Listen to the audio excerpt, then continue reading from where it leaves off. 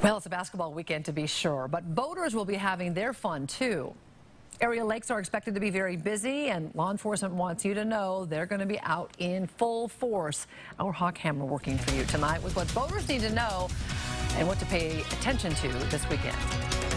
With over 40,000 registered boaters in the Coeur d'Alene and Spokane area, you can bet those of them not at Hoopfest this weekend are going to be hitting the lakes for 4th of July, but they're going to want to boat to the letter of the law because there's going to be not one but two agencies out patrolling. 10 years of Coast Guardsman, Maritime Enforcement Specialist Nathaniel Cruz doesn't mess around. And our primary reason to be out here is for safety of the boating public. Lake time fun, some of the best of it.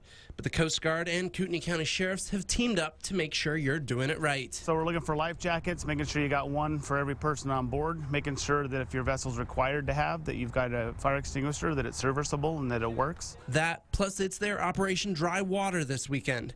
That means you better not be drinking and driving a boat or doing drugs. And be on the lookout for other boats. This weekend is notorious. There's a lot of people that may have not had as much experience driving their boats, so you could get some people maybe bumping into each other. So the recommendation, 100 feet from other boats, 200 from the shore. Watch out for swimmers and keep this in mind.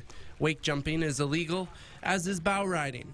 Infractions for both could really sink your weekend. Oh, they're citable, but they could also be arrested for those as well. But bottom line, have a good time. It's good to have fun. We encourage people to have fun when they're on the water, but we also want to make sure that everybody's staying safe. I'm Hawk Hammer, KCSO 4 News.